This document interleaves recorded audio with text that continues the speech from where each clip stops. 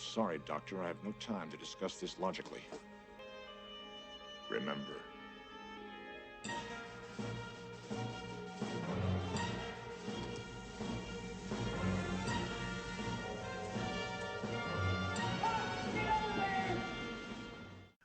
Welcome to another episode of Collect My Thoughts, a piece of the action series in which I, Eric, talk about what's important to me in and adjacent to hobby gaming and entertainment while not having to deal with the pedantic monotony of Greg and Micah. Stick around till the end of the video for a bonus thought on my favorite game of all time, Go. This month's topic is social contracts, sportsmanship, and playing bad games. I vividly remember the moment this issue came into sharp relief for me. For many years, I religiously attended the local gaming convention where I live. I looked forward to it all year long. I have a ridiculously high tolerance for back-to-back gaming, and I maximized every moment of those three-day events. Once, as a challenge to myself, I even stayed awake for 80 straight hours, gaming the entire time. For many years, I focused on RPGs at these events, and on one particular occasion, I had signed up to play 4 hours of a rather crunchy sci-fi RPG in which I and another player took on the roles of explorers, discovering systems, making contact with new life forms, and having adventures on a newly charted jungle planet. Though the characters themselves were pre-generated with built-in backstories about how they'd been doing this together for some time and had explored many new planets with one another, it quickly became apparent that the player opposite to me had the maturity of a mentally deficient slime mold. His idea of a good time was to violently slaughter all the indigenous life on the planet, like some kind of ill-tempered, red-headed stepchild version of Master Chief. Now, it was a game, and I'm not one to take games too seriously, so I played as best I could, and I tried to wrest some modicum of enjoyment from the experience when it was my turn. But, much to my surprise, my single-celled compatriot must have sensed my disapproval, and when I offered up just the slightest amount of resistance to his actions, he turned on me like a schoolyard bully with a magnifying glass who's just found a trail of ants. As my character scouted ahead, my longtime friend and business partner took the opportunity to make a single shot at my head with his laser rifle.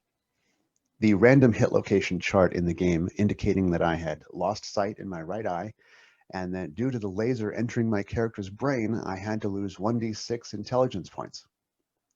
This was done, mind you, with an obvious gleeful non-comprehension of how this could possibly detract from my enjoyment of the rest of the session, nor how it hurt our overall chances of successfully completing the mission ahead of us. After this exchange, I was left with a decision to make.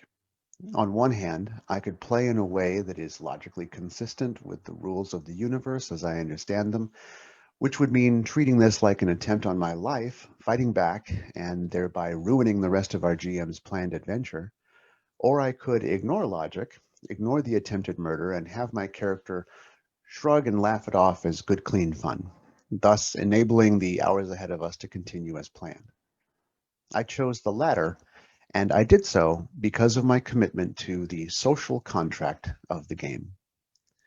A social contract, in the context of gaming, is a set of rules that stands above and apart from the particular rules of whatever game is being played.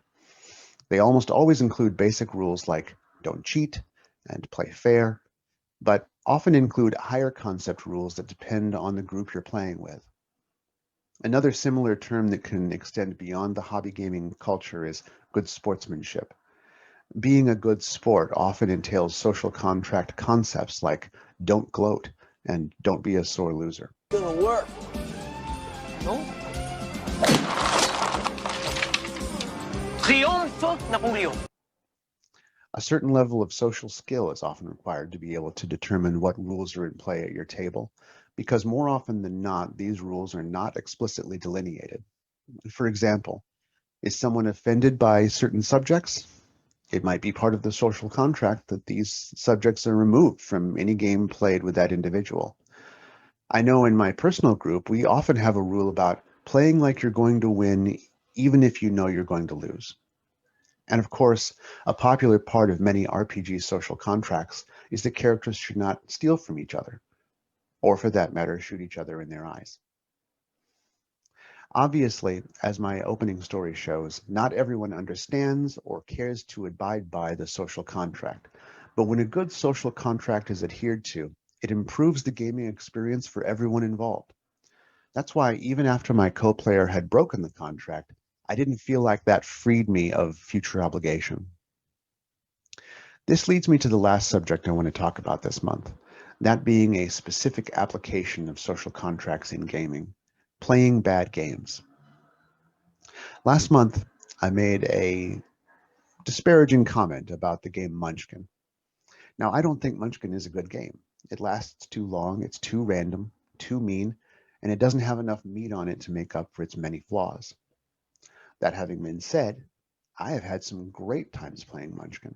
I have fond memories of one instance where a player one level away from winning got swarmed with every possible card that could stop them, resulting in this player facing down an ancient, enraged plutonium dragon with a mate while being backstabbed by the rogue. This was a hilarious and story-worthy ending that couldn't have happened exactly as it did if it wasn't for the flaws inherent in the game. My point is, I wouldn't have had this experience had I considered Munchkin beneath me. And this can be a social contract issue precisely because game tastes differ between players. So if you ever find yourself the minority voice when it comes to playing a game you dislike, my suggestion is remember the social contract and sportsmanship. Don't ruin the experience for your friends. Engage with the game. Play like you're going to win. You might just have a better time than you thought you would. But don't play Ticket to Ride. Never play Ticket to Ride. Now for my bonus thought on Go. I wanted to share with you a very common mistake that I've seen come up dozens of times in my games. Knowing how to play when it happens can give you an edge in the opening. Quick disclaimer, for the sake of time, I'll be using terminology that might sound confusing if you're a total beginner. If you need help understanding anything in the video, just let me know in the comments. Here's a very common position in the opening. When black approaches white's 4/4 stone with a knight's move, white can choose to respond locally or play somewhere else.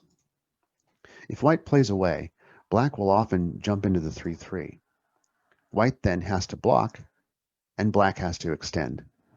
Here's where the mistake is usually made.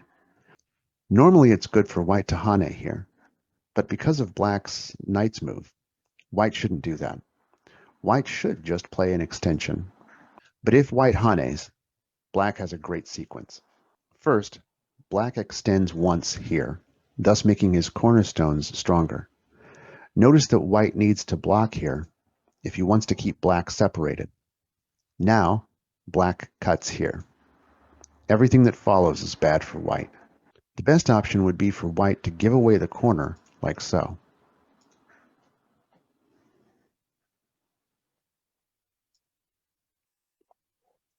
This is still really bad for white. A worse path is for white to play here. If white makes this extra bad mistake, black can cut, and everything that follows is disastrous.